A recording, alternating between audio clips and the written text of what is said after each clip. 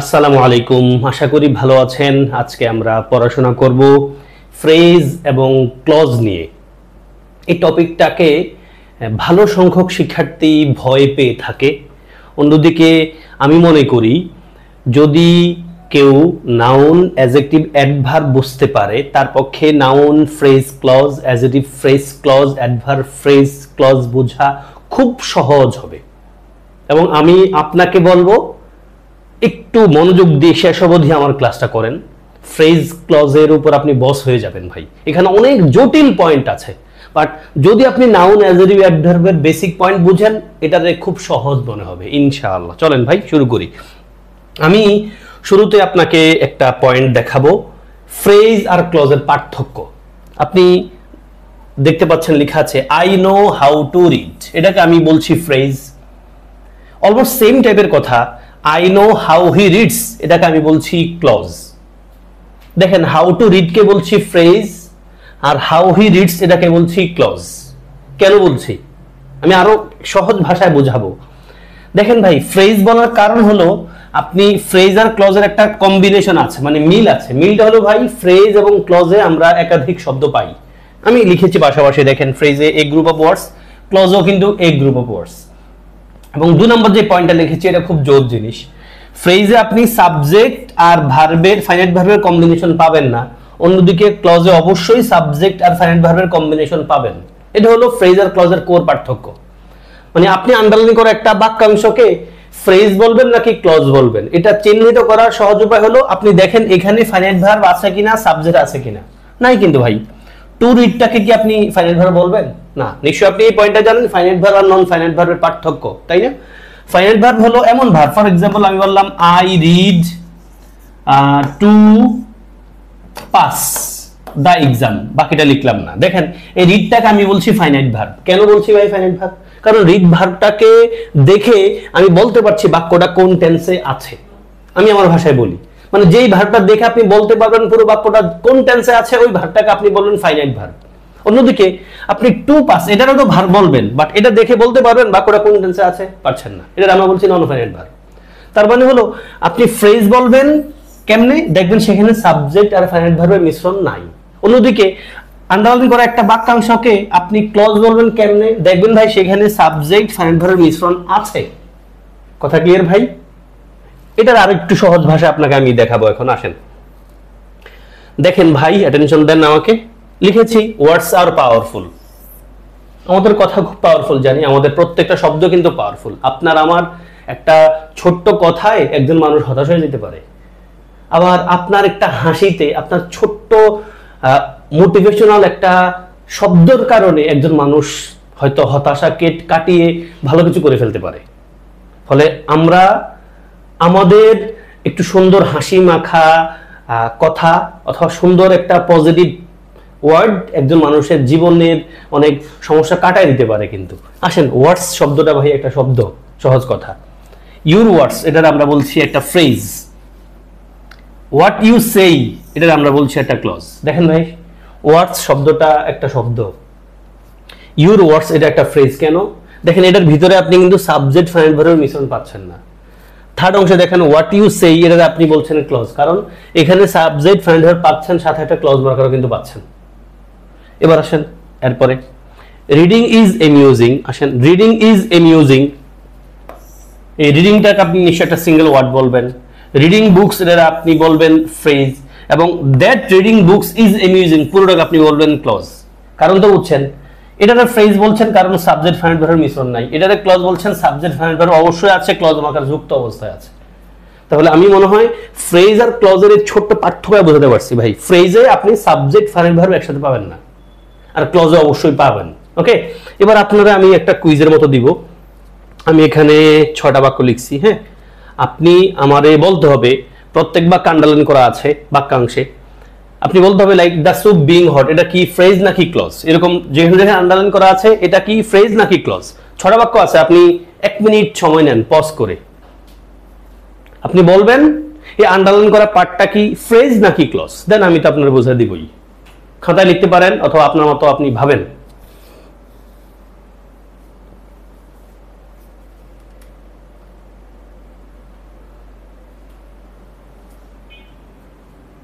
হয়েছে ভাই? আসলে এবার আমার সাথে একটু কাজ করতে থাকেন। The soup being hot my daughter couldn't drink it, মানে স্যুপ গরম হওয়াতে আমার মেয়ে এটা খাইতে পারে নাই, মানে পান করতে পারে নাই। দেখেন ভাই, আপনি এই যে my daughter could not drink, এটা কিন্তু আপনি অবশ্যই একটা ফুল ক্লজ বলছেন, কারণ সাবজেক্ট আছে, ফাইন ভার্ব আছে। এই পাশে আপনি সাবজেক্ট ফাইন ভার্ব মিশ্রণ পাচ্ছেন নাই, কিন্তু দা স্যুপ সাবজেক্ট আছে, ফাইন ভার্ব আছে নাকি ভাই? নাই কিন্তু। বিইংটা তো আপনি ফাইন ভার্ব ধরতে পারবেন না, ফলে এটারে আমরা বলবো phrase. The soup was hot my daughter couldn't drink it. Couldn't drink it, drink শব্দটা সেখানে থাকার কথা। দেখেন এটার আপনি ক্লজ বলবেন, তাহলে 1 নম্বরে আপনি ফ্রেজ লিখেছেন, 2 নম্বরে এসে ক্লজ লিখেছেন, 3 নম্বরে the house built long ago fail down, অনেক আগে তৈরিকৃত বাড়িটা পড়ে গেছে। নিশ্চয় আপনি এটার আবার ক্লজ বলবেন না, এটার আপনি অবশ্যই ফ্রেজ বলবেন, কারণ এখানে সাবজেক্ট ফাইন ভার্বের মিশ্রণ কিন্তু নাই। যদি কারো বুঝতে সমস্যা হয়, অ্যাটেনশন মানে হতাশ হয়ে যায়েন না, আমি আপনাকে বলবো পুরো ক্লাসটা করেন ভাই, যত প্যাসেজ আছে ফ্রেজ ক্লজের সাথে রিলেটেড সব বুঝে যাবেন, অ্যাটেনশন দিয়ে আমার সাথে থাকেন ইনশাআল্লাহ। 4 নম্বরে this is the book I lost, অবশ্যই এটা ক্লজ, বিশেষ পরীক্ষা আসছে। 5 the amount I had in the bank was exactly 60 pounds, অবশ্যই এটাও একটা ক্লজ, সাবজেক্ট ফাইন ভার্ব আছে কিন্তু, এটা মেডিকেল ভর্তি পরীক্ষা আসছে, ডেন্টালও ছিল। 6 the boy walking in the river side is my cousin, অবশ্যই এটা ক্লজ না ভাই, এটা একটা ফ্রেজ, কারণ আপনি ফাইন ভার্ব নাই কিন্তু, ওয়াকিংটার আপনি ফাইন ভার্ব এখানে বলতে পারবেন না। ওকে, তাহলে একে আমরা পেয়েছি ভাই ফ্রেজ, 2 এ ক্লজ, 3 এ ফ্রেজ, 4 এ ক্লজ, 5 এ ক্লজ, 6 এ ফ্রেজ। আশা করি ফ্রেজ ক্লজের পার্থক্য একবারে প্র্যাকটিক্যালি বুঝতে পারছেন। এবার আপনি আমার সাথে ফ্রেজ আর ক্লজের একবার ডিপার ভার্সন চলেন, যেটা আমাদের পরীক্ষায় আসে। মোস্টলি ফ্রেজ ক্লজ থেকে পরীক্ষায় প্রশ্ন আসে যে একটা বাক্যের আন্ডারলাইন করে দেওয়া থাকে, আন্ডারলাইন করা পার্টটা কোন ফ্রেজ বা কোন ক্লজ বের করতে বলে, অথবা রিসেন্ট টাইমে দেখা গেছে, বিশেষ করে মেডিকেলে দেখা গেছে 1 বা 2 বার, সেটা হলো বলা হয়, এটা একটু কঠিন টাইপ, যে নিচের কোন বাক্যে অ্যাডজেক্টিভ ক্লজ আছে, নিচের কোন বাক্যে অ্যাডভার্ব ক্লজ আছে। মোরলেস আপনি যদি আইডেন্টিফাই করতে পারেন কোনটা কোন ফ্রেজ কোন ক্লজ, তাতে আপনার ফ্রেজ ক্লজের প্যাসগোস কিন্তু শেষ। আমি আপনাকে পুরোটাই দেখাবো ইনশাআল্লাহ। আসেন, ফ্রেজের ক্লাসিফিকেশন, ভাই ক্লাসিফিকেশন মুখস্থ করার দরকার নাই, আপনি বেসিকলি শিখতে হবে নাউন, অ্যাডজেক্টিভ, অ্যাডভার্ব, এই 3টা, সাথে প্রিপোজিশনাল ফ্রেজের একটা জটিলতা আছে ছোট্ট, আমরা সেটা দেখবো। আসেন, আমরা পার্সোনালিটি যে 8 প্রকার পড়ি না, প্রোনাউন ছাড়া বাকি সব প্রকারে কিন্তু আছে, আরো কয়েকটা প্রকারভেদ আছে, সেটা আমরা কাজ করতে করতে দেখবো। আসেন, শুরুতে আপনারা আমি বলবো ভাই নাউন ফ্রেজ। নাউন তো চিনেন তাই না? যেখানে যেখানে ভাই বোন নাউন বসে, একবার সেম জায়গায় নাউন ফ্রেজ কিন্তু বসে। ফর এক্সাম্পল আমি আপনাকে দেখাই, আপনি যেভাবে পড়েছিলেন সাবজেক্টের জায়গায় তো নাউন বসে জানেন, এই সাবজেক্টের জায়গায় যদি আপনি একটা নাউন ফ্রেজ পান, এর নাউন ফ্রেজে বলবেন, মানে একটা ফ্রেজ পান আপনি নাউন ফ্রেজ বলবেন। যেমন no flesh and blood can tolerate this insult, tolerate মানে আপনারা জানেন put up with, bear with আকারে আমরা পড়ে থাকি গ্রুপ ভার্বে। হ্যাঁ, তাহলে দেখেন এই যে ক্যান টলারেট, এটা আপনি মূল ভার্ব আকারে ধরেন, ক্যানটার মোডাল অক্সিলারি, টলারেটটা ভার্ব, প্রিন্সিপাল ভার্ব, বা আগের অংশটা কি সাবজেক্ট, তাহলে সাবজেক্টের প্লেসে যদি কোনো ফ্রেজ বসা থাকে নিশ্চয়ই সে নাউন ফ্রেজ। সেম কথা এখানে বলবো আপনাকে, উই ডু নট নো, আমরা জানি না, দ্য ইনস এন্ড আউটস মানে সবকিছু, অফ এভরিথিং। তাহলে দেখেন এই যে আমরা কি জানি না, আমরা ইনস এন্ড আউট জানি না। এবং নাউন ফ্রেজ ক্লজ বের করতে আসলে আমাদের পরীক্ষা যত প্রশ্ন আসছে, একটা সহজ জিনিস কাজে লাগায় এবং লাগবে আপনার, সেটা হলো অবজেক্ট চিনতে পারেন কিনা। ভাই আমরা অবজেক্ট বের করি বাক্যের, অবজেক্ট বের করি আমরা বাক্যের ভার্বকে কি বা কাকে দ্বারা প্রশ্ন করে। দেখেন আপনি যত নাউন ফ্রেজ নাউন ক্লজ পাবেন, সবগুলোর উত্তর প্রায় এটা দিয়ে বের করে ফেলতে পারবেন। বাক্যের সাবজেক্টটারে প্রশ্ন করবেন, সরি ভার্বটারে প্রশ্ন করবেন কি বা কাকে দ্বারা, যদি উত্তর পান তাইলে বুঝবেন হইতে নাউন ফ্রেজ অথবা ক্লজ। ফ্রেজ হলে নাউন ফ্রেজ, ক্লজ হলে নাউন ক্লজ। ওকে, অবজেক্টটা দিয়ে আমরা নাউন ফ্রেজ ক্লজের কাজ বেশি করতে পারবো, দেখা যাক। আসেন অবজেক্ট, কমপ্লিমেন্ট তো চিনেন, life is not a bed of roses, life equal আমরা জানি এটা আর a bed of roses, a bed of roses, তাহলে আমাদের জীবনটা কিন্তু বেড অফ রোজেস না। তাহলে আমরা কমপ্লিমেন্ট কি বলি, সাবজেক্টের প্লেসে যে বসা আছে আর অবজেক্টের প্লেসে যে বসা আছে, দুজন দুজনের জায়গায় চেঞ্জ করলো কিন্তু অর্থ ঠিক থাকে। এই বেড অফ রোজেস লাইফ না, লাইফ এই বেড অফ রোজেস না, এটা আমরা কমপ্লিমেন্ট বলি।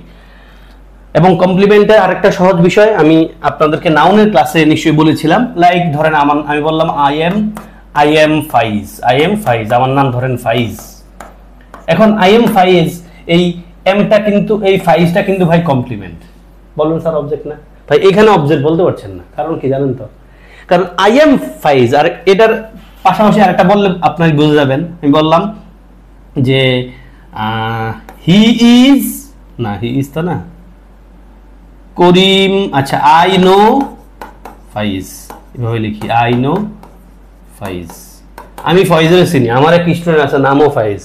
এখন আমি বললাম আমি ফয়েজের চিনি, এই ফয়েজকে আপনি বলতে হবে অবজেক্ট, আর এই ফয়েজের আপনি বলবেন কমপ্লিমেন্ট। বলবেন স্যার দুই জায়গায় তো ফয়েজ আছে এবং দুই জায়গায় মোটামুটি একই জায়গায় বসে আছে, কেন আপনি কমপ্লিমেন্ট আর অবজেক্ট বলবেন? ভাই এটা নিশ্চয়ই বুঝেন। সেটা হলো দেখেন এই বাক্যে আমি আর ফাইজ কিন্তু এক ব্যক্তি না। সেকেন্ড বাক্যে আই নো ফাইজ, আমি ফয়েজের চিনি, ফয়েজ, এই ফয়েজ কিন্তু আমি না, অন্য একজন ফয়েজ। তাহলে আমি ফয়েজের চিনি, আমি আর ফয়েজ কিন্তু এক ব্যক্তি না, ফলে এখানে এই ফয়েজটা আমরা বলবো অবজেক্ট। আর প্রথম বাক্যে আই এম ফয়েজ, আমি নিজেই কিন্তু ফয়েজ, আমি আর ফয়েজ কিন্তু একই ব্যক্তি, ফলে এটা আমরা বলছি কি কমপ্লিমেন্ট। অবজেক্ট বের করার উপায় কি? ওই যে আমি চিনি, আমি কি চিনি, কাকে চিনি? ফয়েজের চিনি, ফয়েজ কিন্তু অবজেক্ট হয়ে গেছে। এখানে কিন্তু কি বা কাকে দিয়ে প্রসঙ্গের উত্তর পাচ্ছি না, ফলে এই কমপ্লিমেন্ট যুক্ত বাক্যের ভার্বটার আমরা আবার লিঙ্কিং ভার্ব বলি, এগুলো বলে আসছি অ্যাডজেক্টিভের ক্লাসে কিন্তু। আসেন তাহলে এবার এখানে আসেন ভাই, অবজেক্ট অফ প্রিপজিশন, মানে প্রিপজিশনের পরে যে সিঙ্গেল শব্দটা থাকে সেটাতে আমরা অবশ্যই নাউন বলি বা প্রনাউন বলি। প্রনাউন নামে কোনো ফ্রেজ ক্লজ নাই, ফলে আপনি প্রিপজিশনের পরে যদি কোনো নাউন ফ্রেজ পান সেটা নিশ্চয়ই নাউন ফ্রেজ বলবেন। অ্যাপোজিশন নামে একটা পয়েন্ট আমরা পড়েছিলাম নাউনের ক্লাসে, সাবজেক্টের ব্যাপারে অতিরিক্ত একটা তথ্য যেই নাউনটা দেয় সেটা আমরা অ্যাপোজিশন বলি। যেমন হাসিব, এখন হাসিবের ব্যাপারে একটা কথা বলছি, দা সান অফ শহীদুল্লাহ, তাহলে এই দা সান অফ শহীদুল্লাহ পুরো কথাটাকে আমরা অ্যাপোজিশন বলছি। কেন? কারণ হাসিবকে কেউ চিনে না, তখন শহীদুল্লাহ হয়তো সবাই চেনে, কারণ এই যে এই দা সান অফ শহীদুল্লাহ পুরো কথাটা হাসিবের বোঝানোর জন্য বলছি। কারণ এখানে যেহেতু একটা ফ্রেজ, এটা আমরা নাউন ফ্রেজ বলতে পারবো। ওকে ভাই, তাহলে মুদ্রা কথা হলো ভাই নাউন চিনেন তো, এবং নাউনের যে দুটা কোর জায়গা আমাদের নাউন ফ্রেজ ক্লজ ব্যবহার করতে লাগবে সেটা হলো সাবজেক্ট আর অবজেক্ট।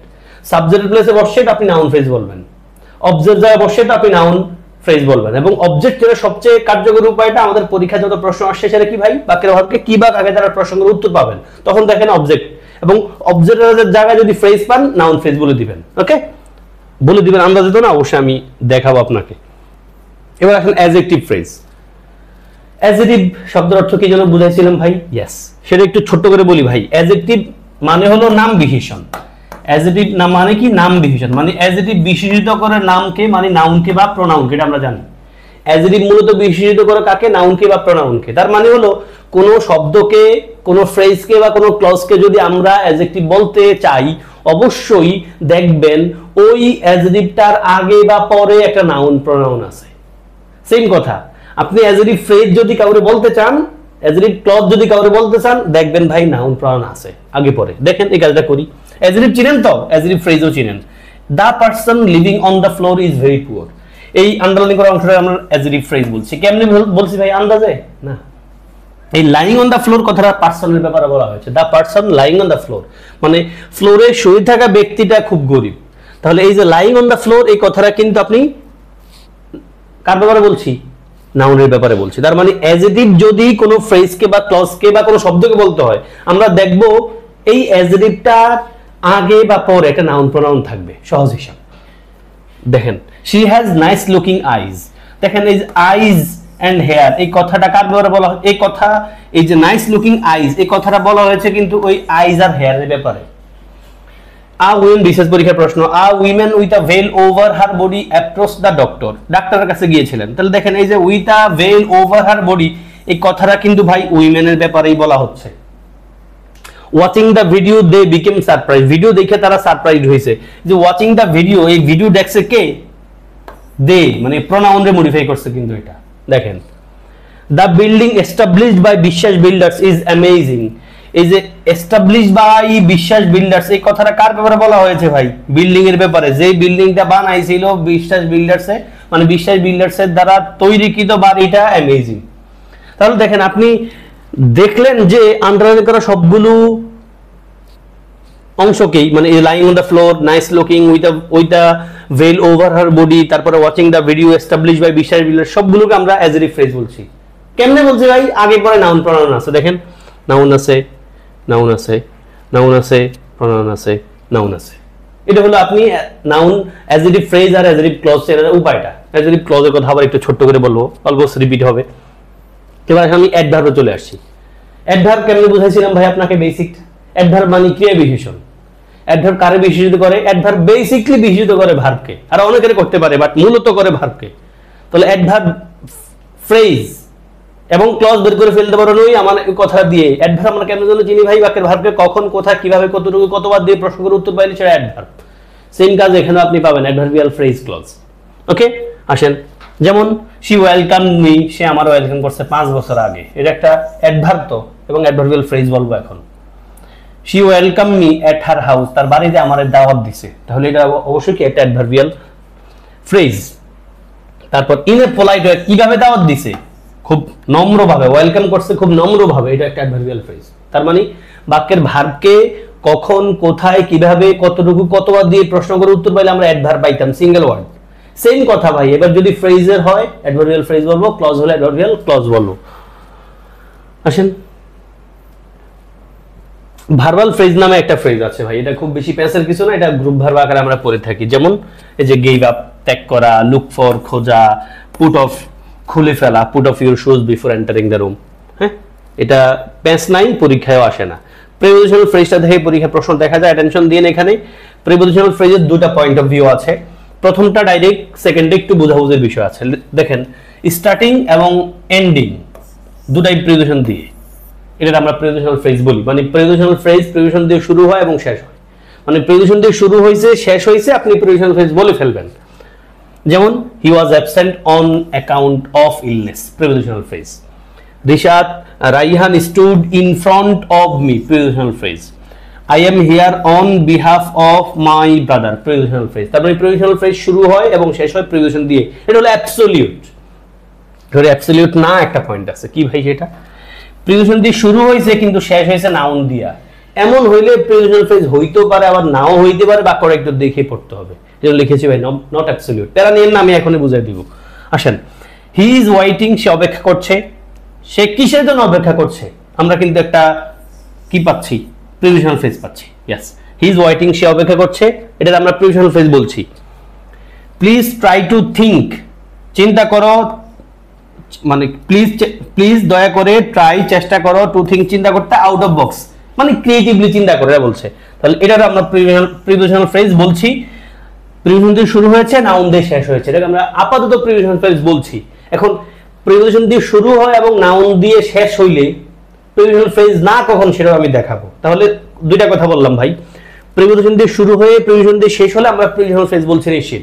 তবে প্রিপোজিশন দিয়ে শুরু হয়ে শেষ হলে প্রিপোজিশনাল ফ্রেজও হতে পারে, আবার অন্য কিছু কিন্তু অ্যাডজেক্টিভ ফ্রেজও হতে পারে, অ্যাডভার্বিয়াল ফ্রেজও কিন্তু হয়ে যাইতে পারে। সেটা আমরা দেখবো এখনই। আসেন, প্যারা নিয়েন না। এই যে এখানে আমরা এই কথাটা বলে ফেলেছি। Look, he is waiting for the bus, সে বাসের জন্য অপেক্ষা করছে। ফর দ্য বাসটারে আমরা প্রিপোজিশনাল ফ্রেজ বলছি। রিজন কি? প্রিপোজিশন দিয়ে শুরু হয়েছে, নাউন দিয়ে শেষ হয়েছে। Please try to think out of the box, preposition দিয়ে শুরু হয়েছে, নাউন দিয়ে শেষ করেছি। এখন এরপরে দেখেন, the man in the room is my brother, এখানে প্রিপোজিশন দিয়ে শুরু হয়েছে, নাউন দিয়ে শেষ হয়েছে, স্টিল আমরা প্রিপোজিশনাল ফ্রেজ বলতে পারছি না, বরং এটা আমরা বলছি একটা অ্যাডজেক্টিভ ফ্রেজ। কি বলছি ভাই? Adjective phrase. কেন বুঝছেন কি?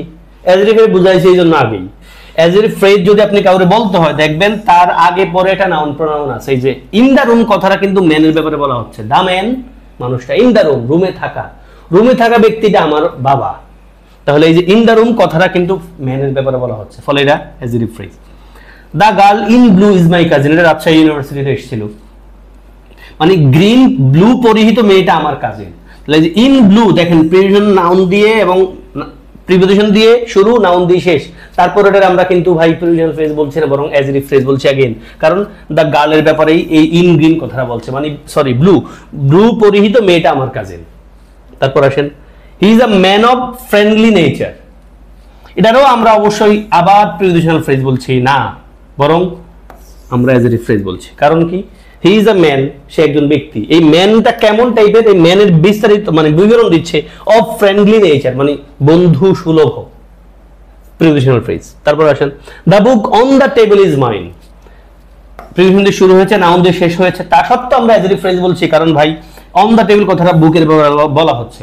দা বুক বইটা, অন দা টেবিল টেবিলে থাকা বইটা আমার, তাহলে এই যে অন দা টেবিল কথাটা বলা হয়েছে দা বুকের ব্যাপারে। তারপরে দেখেন he is in the room, কি বলবেন? প্রিপোজিশন দিয়ে শুরু হয়েছে, নাউন দিয়ে শেষ হয়েছে, প্রিপোজিশনাল ফ্রেজ বলবেন না, কি বলবেন? অবশ্যই অ্যাডভার্বিয়াল ফ্রেজ বলবেন। ইয়েস, হি ইজ, সে আছে, সে কোথায় আছে, কোথায় দিয়ে কিন্তু আমরা উত্তর করতে পারছি এটাকে। He is in the room, সে রুমে আছে, এটাকে আমরা বলছি অ্যাডভার্বিয়াল ফ্রেজ। আশা করি ভাই পার্থক্যটা বুঝতে পেরেছেন আপনি। তাহলে প্রিপোজিশন দিয়ে শুরু হয়েছে, শেষ হয়েছে, প্রিপোজিশনাল ফ্রেজ। প্রিপোজিশন দিয়ে শুরু হয়েছে, নাউন দিয়ে শেষ হয়েছে, প্রিপোজিশনাল ফ্রেজ হতে পারে, নাউন অ্যাডজেক্টিভ অ্যাডভার্ব হতে পারে। অ্যাডভার্ব, প্রিপোজিশন, আবার আমরা অ্যাডজেক্টিভ দেখলাম। দেখেন আপনি এই দুটোকে তো অবশ্যই আপনি প্রিপোজিশনাল ফ্রেজ বলছেন। এখানে কেন বলছেন অ্যাডজেক্টিভ ফ্রেজ? কারণ ম্যানকে বোঝাচ্ছে। এখানে কেন বলছেন? গার্লকে বোঝাচ্ছে। অফ ফ্রেন্ডলি নেচার কথা কার ব্যাপারে বলা হচ্ছে? ম্যানের ব্যাপারে বলা হচ্ছে। অন দ্য টেবিল কার ব্যাপারে বলা হচ্ছে? বুকের ব্যাপারে বলা হচ্ছে। এখানে ইন দ্য রুম কিন্তু কারো ব্যাপারে বলে না, এবং আমরা বাক্য পড়লে বুঝতে পারছি সে আছে রুমে, সে কোথায় আছে? রুমে আছে। ইন দ্য রুমটা আমরা অ্যাডভার্বিয়াল ফ্রেজ বলছি। আসেন আরো কিছু বিষয় আপনাদের দেখাই। হ্যাঁ, মজার একটা জিনিস আছে এখানে। দেখেন he is in front of me, he is in front of me, একই কথা, শুধু একটু দাগাদাগির বিষয়। এখানে অফ পর্যন্ত আমার দাগ, এখানে মি পর্যন্ত আমি দাগ টাইনে আনছি। দুই জায়গার পরিচয় দুই রকম হয়ে গেছে ভাই। বলেন তো প্রথমটার পরিচয় কি? He is in front of me, প্রথমটার পরিচয় কিন্তু ভাই একরকম, সেকেন্ডার পরিচয় আরেক রকম। বলেন প্রথমটার পরিচয় কি?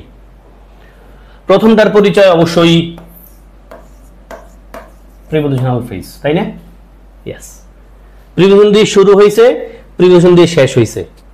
He is in front of me, সে আমার সামনে আছে, এটাতে আমরা অবশ্যই প্রিপোজিশনাল ফ্রেজ বলছি। প্রিপোজিশন দিয়ে শুরু হয়েছে, শেষ হয়েছে। আর সেকেন্ড বাক্যে ইন দিয়ে শুরু হয়েছে, অফ দিয়ে কিন্তু শেষ হয় না, আর টু টাইম আনছি। ফলে পুরো বাক্য নিয়ে খেলতে হবে। হি is in front of me, তাহলে সে আছে, সে কোথায় আছে? আমার সামনে আছে। এই যে পুরো কথাটা, এটারে আমরা অ্যাডভার্বিয়াল ফ্রেজে ফেলতে হবে এখন। দেখেন আপনি যদি ইন ফ্রন্ট অফ এ থাইমে যান, আপনি বলবেন প্রিপোজিশনাল ফ্রেজ। মি সহ টাইম না আনলে পুরো বাক্য ধরে আপনার কি বলতে হবে? সে আছে, সে কোথায় আছে? In front of me. বলবেন স্যার আপনি তো এই যে এটারও আপনি ওই কথা বলতে পারেন, সে আছে, সে কোথায় আছে। ভাই আমরা কিন্তু পুরো বাক্য নিয়ে কাজ করছি না এখন, আমাদের বলছে শুধু ইন ফ্রন্ট অফ এর কোন পার্সন, মানে কোন ফ্রেজ। ইন ফ্রন্ট অফ এটা আমরা প্রিপোজিশনাল ফ্রেজ বলবো, আর এটারে ইন ফ্রন্ট আছে, সাথে মিও আছে, ইন ফ্রন্ট অফ মি। ফলে এটার আমরা বের করতে গেলে কিন্তু প্রিপোজিশনাল ফ্রেজ বলতে পারছি না, কারণ প্রিপোজিশন দিয়ে শুরু হয়েছে, শেষ কিন্তু প্রিপোজিশন দিয়ে না, বরং একটা প্রোনাউন দিয়ে। ফলে আমরা কাজ করতে হবে, সে আছে, সে কোথায় আছে? সে আমার সামনে আছে। এটা অ্যাডভার্বিয়াল ফ্রেজ। তাহলে এটা প্রিপোজিশনাল ফ্রেজ, এটা অ্যাডভার্বিয়াল ফ্রেজ। ফলে অ্যাটেনশন দিয়ে একটু খেয়াল করেন। আরো জিনিস দেখবেন, মজার জিনিস আস্তে আস্তে। ইনফিনিটিভ ফ্রেজ আমি বুঝাবো না খুব বেশি। ইনফিনিটিভ মানে তো বুঝেন ভাই, ভালোর আগে টু যুক্ত হয়েছে, এবং এটা যদি প্রিপোজিশন মতো কাজ করে আপনি ইনফিনিটিভ ফ্রেজ বলবেন। পরীক্ষায় দেখা যায় টুকটাক। দেখেন I am glad to know your success, এই যে এরকম মানে টু যুক্ত ভালোর আগে টু এরকম করে আন্ডারলাইন করে থাকলে আপনি ইনফিনিটিভ ফ্রেজ বলবেন। I am glad to know your success. To swim regularly is beneficial, এটা নাউন ফ্রেজও বলতে পারেন। পরীক্ষায় আইদার নাউন ফ্রেজ থাকবে অথবা ইনফিনিটিভ ফ্রেজ থাকবে। ওকে, আমি এগুলো নিয়ে আর কথা না বাড়াই। আসেন সেম টাইপ পার্টিসিপাল ফ্রেজ নামে একটা ফ্রেজ আছে ভাই, পরীক্ষা খুব কম দেখা যায়। Having eaten rice he went to sleep, মানে ভাত খাইয়া হেতে ঘুমাইতে গেছে।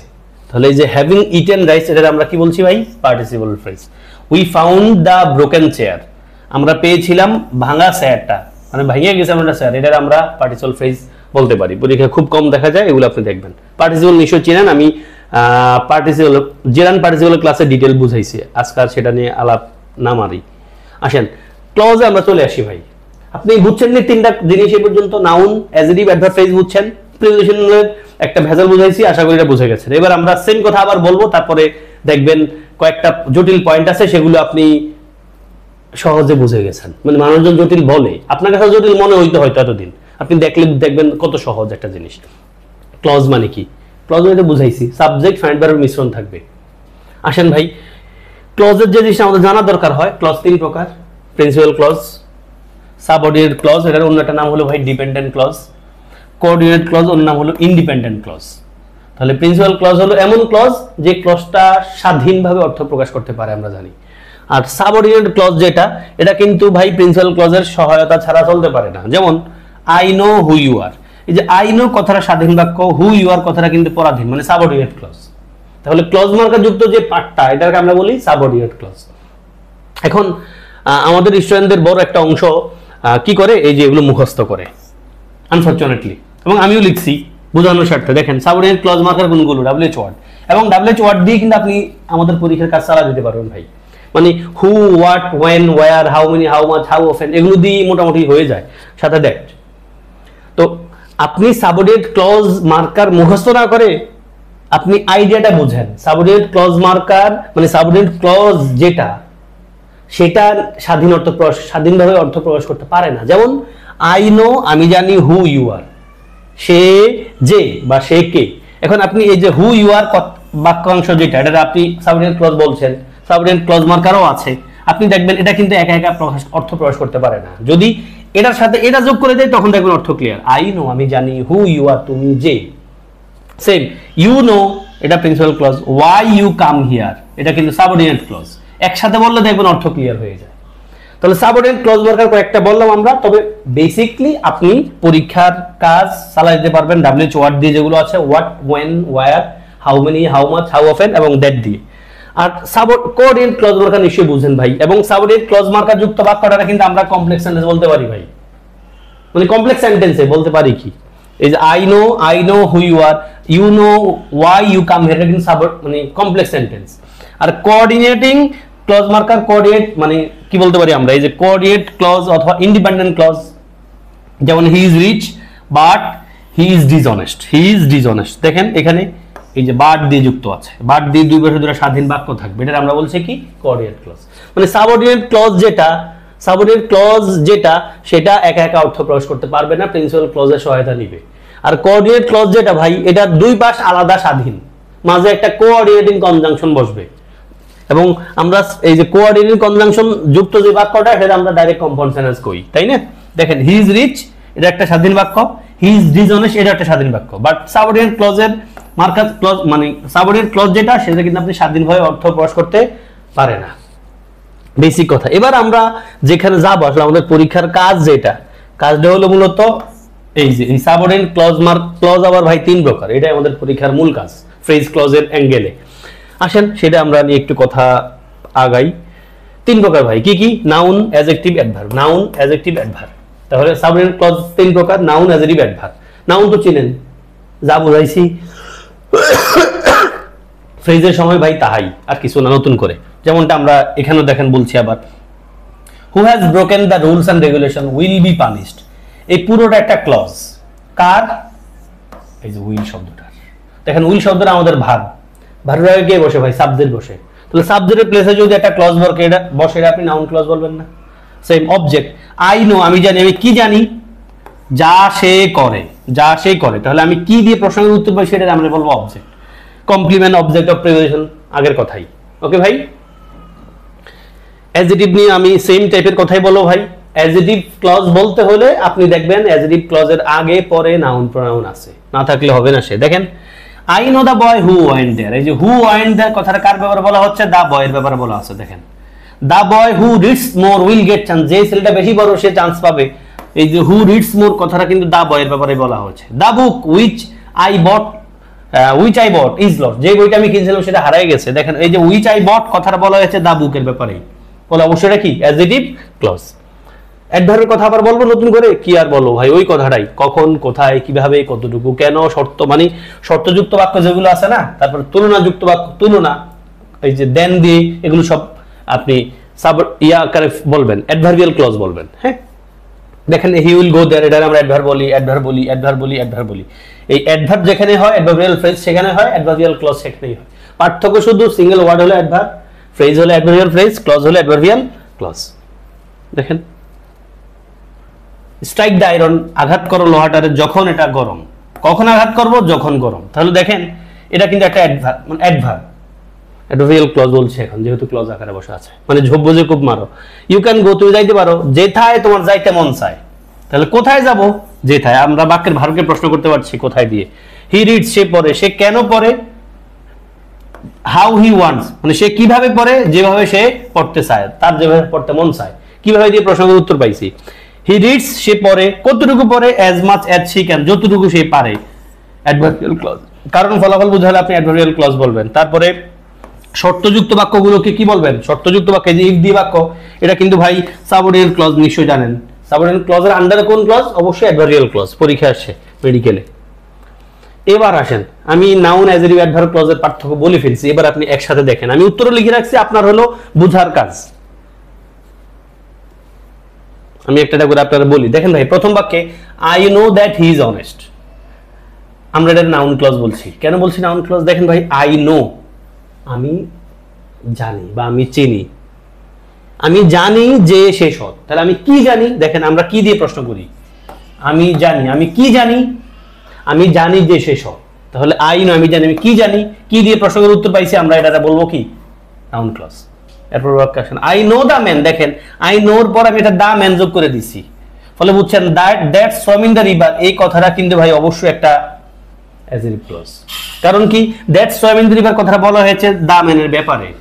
আই নো দা ম্যান, আমি চিনি লোকটারে যে সাঁতার কাটতেছে নদীতে। আপনি বলবেন স্যার ব্যক্তির বদলে দ্যাট বসে, ভাই ব্যক্তির বদলে হুমই বসে, আমরা এটা জানি, বাট দ্যাটও কিন্তু ব্যবহার করা হয়। তাহলে আসেন, যে that swam in the river মানে যে সাঁতার কাটে নদীতে, সাঁতার কেটেছিল নদীতে, এই কথাটা কিন্তু এই দা ম্যানের ব্যাপারে বলা হচ্ছে, ফলে অ্যাডজেক্টিভ ক্লজ। আই রিড, আমি পড়ি, দ্যাট আই ক্যান লার্ন, যেন আমি পারি। তাহলে আমি কেন পড়ি? আমি পড়ি যেন আমি পারি, কারণ ফলাফল বোঝাতে কিন্তু আমরা অ্যাডভার্বিয়াল ক্লজ বলি। তাহলে আই রিড, আমি পড়ি, কেন আমি পড়ি? যেন আমি পারি, অ্যাডভার্বিয়াল ক্লজ। তারপর আসেন, ওয়ার দেখলে আপনি অ্যাডভার্বিয়াল ক্লজ আন্দাজ মেরে দিবেন না, নাউন ক্লজ হইতে পারে, অ্যাডজেক্টিভ ক্লজ হইতে পারে। যেমন আই নো, আমি জানি, আমি কি জানি? ওয়ার হি ওয়াজ বর্ন, সে যেথায় জন্মগ্রহণ করেছে, noun clause. I know the place, দেখেন দা প্লেস চলে আসছে, একই কথা হয়তো আসবে, একই কথা, তাও কিন্তু আপনি অ্যাডজেক্টিভ ক্লজ বলতে হচ্ছে। কেন? I know the place where he was born, এই যে ওয়ার হি ওয়াজ বর্ন কথাটা কিন্তু দেখেন দা প্লেসের ব্যাপারে বলছে, আর আগের বাক্যে কিন্তু ওয়ার হি ওয়াজ বর্নের আগে কিন্তু কোনো নাউন টাউন নাই। তারপর এটা আমরা অ্যাডজেক্টিভ ক্লজ কেন বলছি? তার আগে নাউন আছে কিন্তু ডাইরেক্ট। এই ওয়ার হি ওয়াজ বর্ন কথাটা কিন্তু দা প্লেসকে রেফার করছে। আই উইল গো, আমি যাব, আমি কি যাব কথা বলা যায় না। আবার ওয়ার হি ওয়াজ বর্ন এটা কিন্তু কোনো সাবজেক্টে মানে কোনো নাউন প্রনাউনের ইঙ্গিত করতেছে না। তাহলে আপনি এখানে বাক্যের অর্থ করতে হবে আই উইল গো, আমি যাব, আমি কোথায় যাব? যেথায় সে জন্মগ্রহণ করেছিল, অ্যাডভার্বিয়াল ক্লজ। কঠিন মনে হচ্ছে ভাই? আসেন তারপরে, আই নো, আমি জানি, when he will come back, এটা আমরা কোন ক্লজ বলবো? নাউন ক্লজ বলবো। কেন? দেখেন ভাই, আপনি এছাড়া কি বলতে পারবেন? তারা অ্যাডজেক্টিভ বলার উপায় না, অ্যাডজেক্টিভ বলতে হলে দেখবেন তার আগে নাউন আছে বা পরে নাউন আছে, আছেই নাই কিন্তু এখানে, মানে অ্যাডজেক্টিভ বলতে হলে আপনি পাবেনই। এখানে নাউন বলতে হচ্ছে আই নো, আমি জানি, আমি কি জানি। দেখেন কি বা কাকে দিয়ে আপনি কি দিয়ে আপনি অসংখ্য নাউন ফ্রেজ, নাউন ক্লজ বের করবেন প্রিভিয়াস ইয়ার্স আসা। আমি জানি, আমি কি জানি? যখন সে আসবে, নাউন ক্লজ।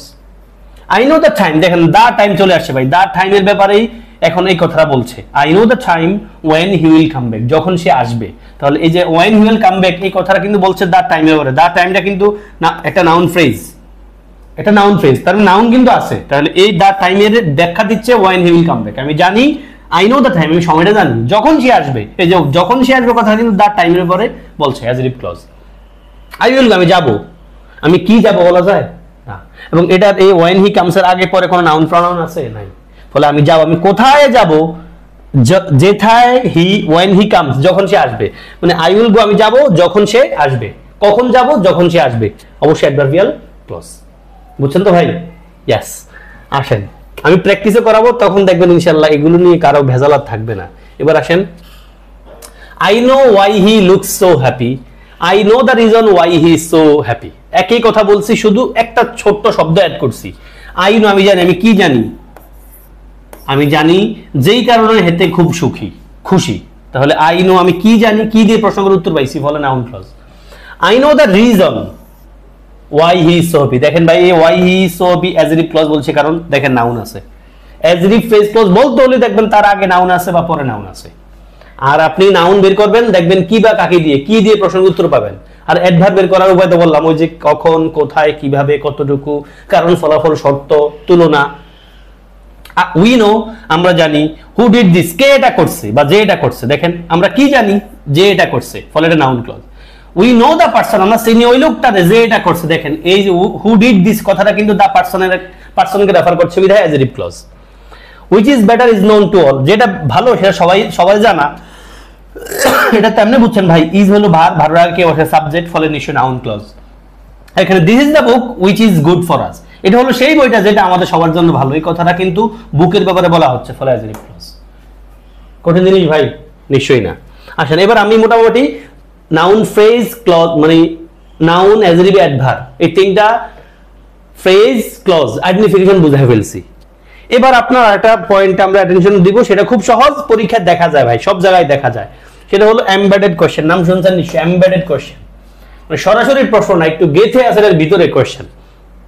তো এই প্রশ্নটা সমাধান করলে এমবেডেড কোশ্চেনের পেন্সগুলো আপনি সব বুঝে যাবেন। কুইক অ্যাটেনশন দেন, আমি আপনাদের খুব মজা করে জিনিসটা বুঝাই দিব।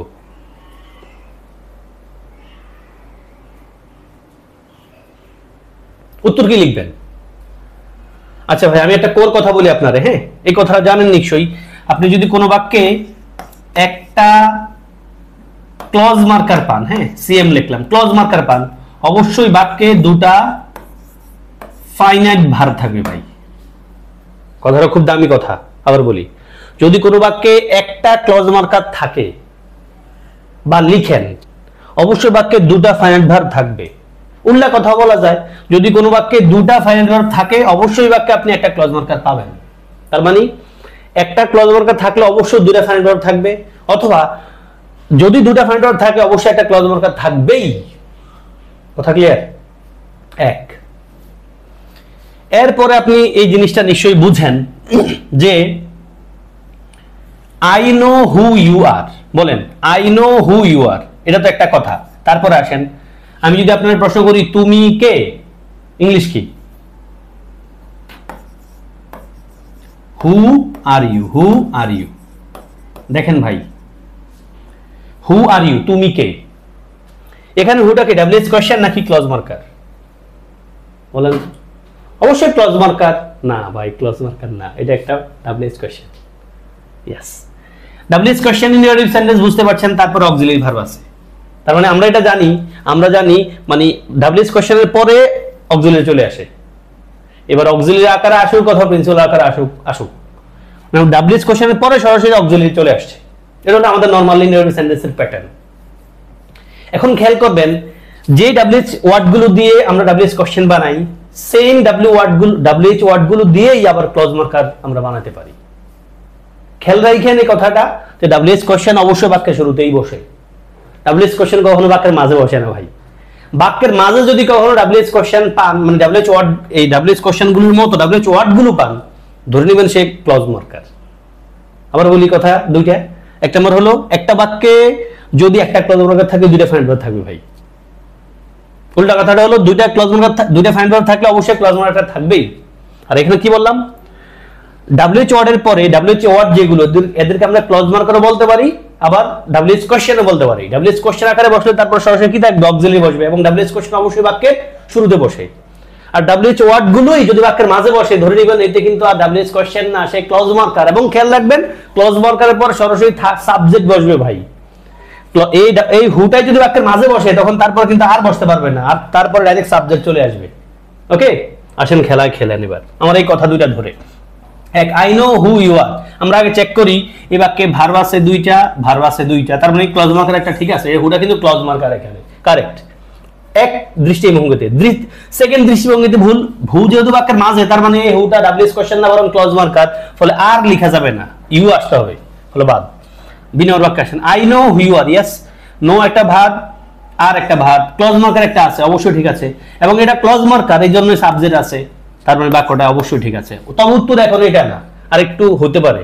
তারপর আসেন, ডু ইউ নো, এই যে নো একটা ভার্ব আর একটা ভার্ব, ক্লজ মার্কারটা দিয়েছেন, ভালো লাগছে, এবং ক্লজ মার্কার পর সরাসরি অক্সিলারি ভার্ব বসতে পারে না।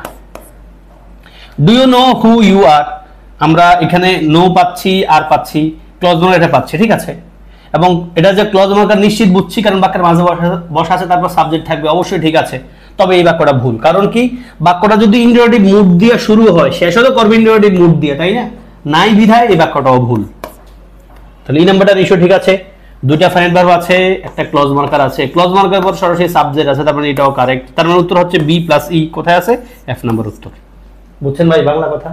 ইয়েস।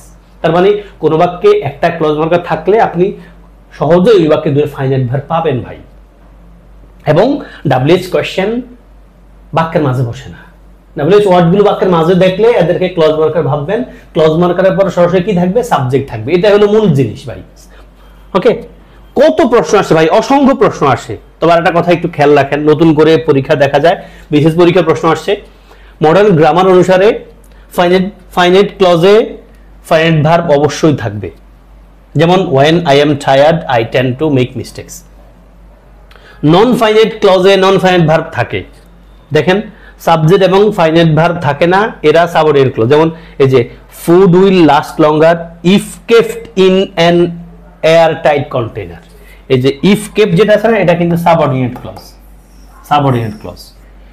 প্যারা নিন না, এই জিনিসটা শুধু জেনে রাখেন, পরীক্ষার প্রশ্ন দেখা যায়, বাট মোস্টলি আমরা যা পড়ছিলাম আমাদের পেটা নিয়ে আসবো। হ্যাঁ, মানে ভার্বলেস ক্লজ আমরা পড়ছি এখন, মানে ভার্ব ছাড়াও ক্লজ হতে পারে।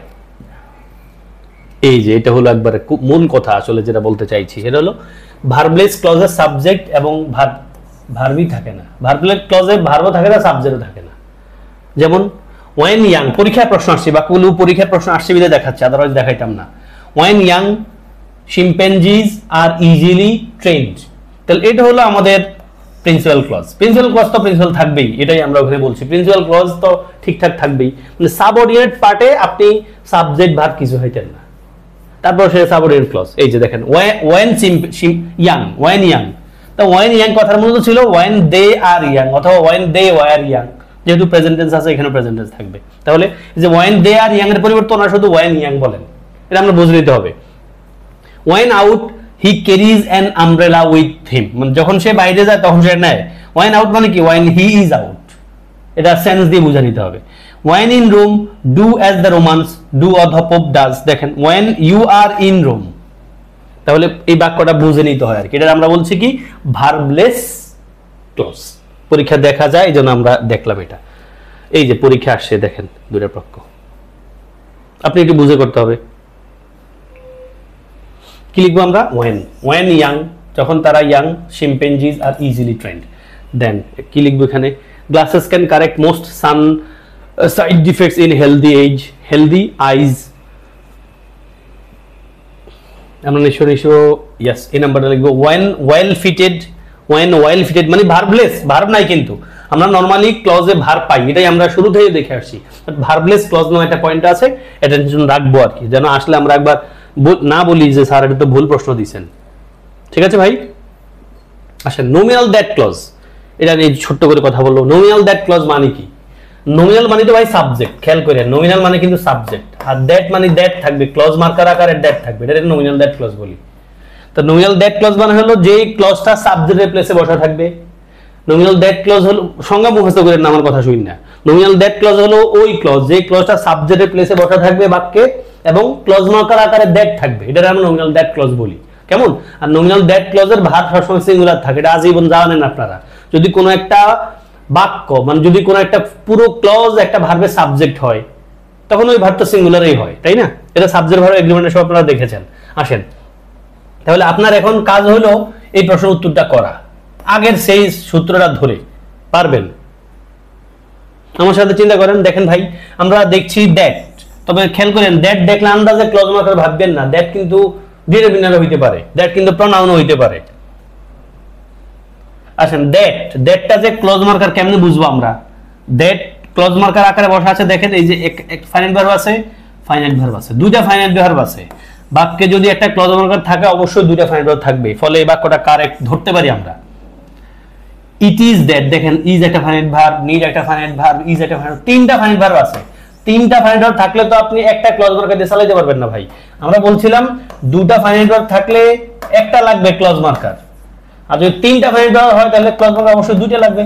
তাহলে আমাদের এখানে ফাইনাইট ভার্ব আছে দুইটা কিন্তু ক্লজ মার্কার আছে একটা, ফলে বাক্যটাই বাদ। ইজ দিয়ে বাক্য শুরু হয়েছে, শেষে প্রশ্নবোধক চিহ্ন নাই, ফলে এটাও বাদ। দুই নম্বরটা ঠিক আছে না দেখি তো। দ্যাট আমরা আগে ইজ একটা ভার্ব পাচ্ছি, ইজ একটা ভার্ব পাচ্ছি, তার মানে দুইটা ফাইনাইট ভার্ব আছে, একটা ক্লজ মার্কারও কিন্তু আছে, ফলে আমরা উত্তরটা ধরে নেই। ঠিক আছে, তার মানে আমরা উত্তর এ প্লাস ডি পাবো, উত্তর এ প্লাস ডি। দেখেন এই কথাই বলছিলাম, that he is a good student is known to all. এই যে that he is a good student, এই পুরো কথাটা কি একটা ক্লজ না ভাই? এটাই বলছিলাম নমিনাল দ্যাট ক্লজ, এটার নামই নমিনাল দ্যাট ক্লজ। মানে যেই ক্লজটা সাবজেক্টের আকারে একটা ভার্বের সাবজেক্ট আকারে বসা থাকে, যেই ক্লজটা একটা ভার্বের সাবজেক্ট আকারে বসা থাকে এবং ক্লজ মার্কার আকারে দ্যাটই থাকে, এটা আমরা নমিনাল দ্যাট ক্লজ বলি। আর যদি কোনো একটা ভার্বের ক্লজ, যদি কোনো একটা ক্লজ সাবজেক্ট আকারে বসা থাকে, ওই ক্লজের পরে যে ভার্বটা বসবে সেটা সিঙ্গুলারই হয়। মূল কথা হলো আমরা এভাবে বলতে পারি নমিনাল দ্যাট ক্লজের সাবজেক্ট ভার্ব সবসময় কি হয়, সিঙ্গুলারই হয়। এখন দ্যাট দেখলে আন্দাজে আপনি নমিনাল দ্যাট ক্লজ মাইরেন না, একটু দেখেন কথাটা, আগে চেক করেন যে এটার যে দ্যাট বললাম ক্লজ মার্কার আসলে কি সেই ক্লজ মার্কার কিনা। কারণ ক্লজ মার্কার দ্যাটটা যদি ক্লজ মার্কার বলতে হয় বাকি দুটো ফাইন ভার্ব পাবেন। অন্যদিকে আপনি দ্যাট কিন্তু দ্যাট দি সিম্বল বাক্য আছে, যেমন দ্যাট ইজ গুড, দ্যাট কি ক্লজ মার্কার না, দ্যাটটা একটা প্রোনাউন।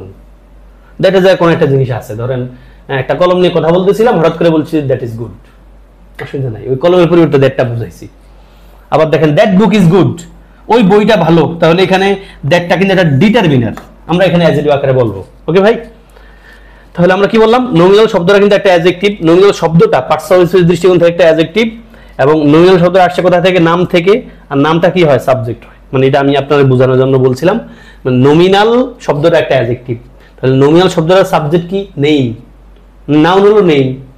তার মানে হলো নমিনাল দ্যাট ক্লজটা এমন একটা ক্লজ যেটা একটা ভার্বের সাবজেক্ট আকারে বসা থাকে এবং সেখানে ক্লজ মার্কার দ্যাট থাকে, দ্যাটস ইট, এটা হলো নমিনাল দ্যাট ক্লজ। প্যাস নাই ভাই, এটা নাউন। নমিনাল দ্যাট ক্লজ মূলত নাউন ক্লজ, বুঝছেন তো। যদি আপনারা বলি যে that he is a good student, এটা কোন ক্লজ, আপনি দেখবেন ইজ হলো ভার্ব, তাহলে ভার্বের আগে যে বসা আছে এটা তো নাউন, নাউন ক্লজ, শেষ। ঠিক আছে ভাই, আমরা ক্লাসের অলমোস্ট শেষ দিকে। অপশনাল দ্যাট নামে একটা পয়েন্ট আছে, এটা ক্লিফস্টফেল বেরেস্টফেলের ভাষায়, খেয়াল রাখেন, এটা চট্টগ্রামের পরীক্ষায় প্রশ্ন দেখা যায়। অপশনাল দ্যাট মানে হলো এই ভার্বগুলোর পর আপনি দ্যাট ক্লজ লিখতে পারেন, নাও লিখতে পারেন। মাঝে মাঝে দেখবেন আপনি দ্যাট নাই, এই জন্য দ্যাট না থাকলে আন্দাজে বাক্যটা ভুল বলে দিন না। মডার্ন ইংলিশে ক্লজ মার্কার ছাড়াও কিন্তু বাক্য হয়, তখন আমরা গেস করতে হয় আসলে বাক্যটা কি। এরকম প্রশ্ন আমাদের বিশেষ পরীক্ষা আসছে। তো সেই, টেল, থিং, বিলিভ, এই ভার্বগুলো চারটা ভার্বের পর আপনি দ্যাট ক্লজ লিখতেও পারেন, নাও লিখতে পারেন। যেমন John said that he was leaving next week, অথবা John said he was leaving next week. তবে না থাকলে আমরা বুঝে নিব এখানে আসলে আছে, এটা হলো মূল বিষয়। হ্যাঁ, এরপর আসেন, এখানে দেখলাম অপশনাল, এবার দেখবো অব্লিগেটরি দ্যাট, মানে এগুলো লেখা বাধ্যতামূলক আপনার। যে mention, declare, report, state, mention, declare, report, state, mention, declare, report, state, এই সাইটটা ভার্বের পর অবশ্যই আপনাকে দ্যাট ক্লজ লিখতেই হবে। দা মেয়র ডিক্লেয়ার দ্যাট, দ্যাটটা লিখতেই হবে। জর্জ মেনশন দ্যাট, এই জন্য এই সাইটটা মুখস্থ করেন, অপশনাল গুলো আপনার খেয়াল রাখা দরকার নাই। তাহলে মেনশন, ডিক্লেয়ার, রিপোর্ট, স্টেট, এই চারটা ভার্বের পর অবশ্যই দ্যাট ক্লজটা লিখতে হয়। ওকে ভাই, মোটামুটি এই ছিল আজকের ক্লাস। আমরা ক্লাসের কোড দুটো জিনিস ছিল, একটা হলো ফ্রেজ ক্লজ আইডেন্টিফিকেশন, সেটা শিখেছি। আমরা এমবেডেড কোশ্চেন, নমিনাল দ্যাট ক্লজের বিষয়টা বুঝতে পেরেছি। এমবেডেড কোশ্চেন থেকে অনেক প্রশ্ন পাবেন, আর আইডেন্টিফিকেশন থেকে প্রশ্ন পাবেনই। সাথে শেষে আমরা দেখলাম অপশনাল আর mandatory that, obligatory that, mention, declare, report, state, এই চারটা ভার্বের পরে আপনি দ্যাট ক্লজ লিখতেই হবে, মানে দ্যাট শব্দটা থাকবেই। ওকে, এই ছিল আজকের ক্লাস। প্রত্যাশা করি আপনি ফ্রেজ ক্লজ এখন সহজে আইডেন্টিফাই করতে পারবেন। আপনার হাতে যেই বই আছে ভাই, ওই বই ধরে প্র্যাকটিস করা শুরু করেন। আমার আইডিয়াটা গুলো ধরে ইনশাআল্লাহ আপনি সহজে প্র্যাকটিসগুলো পেরে যাবেন, প্লাস আমি প্র্যাকটিস করাবো ইনশাআল্লাহ।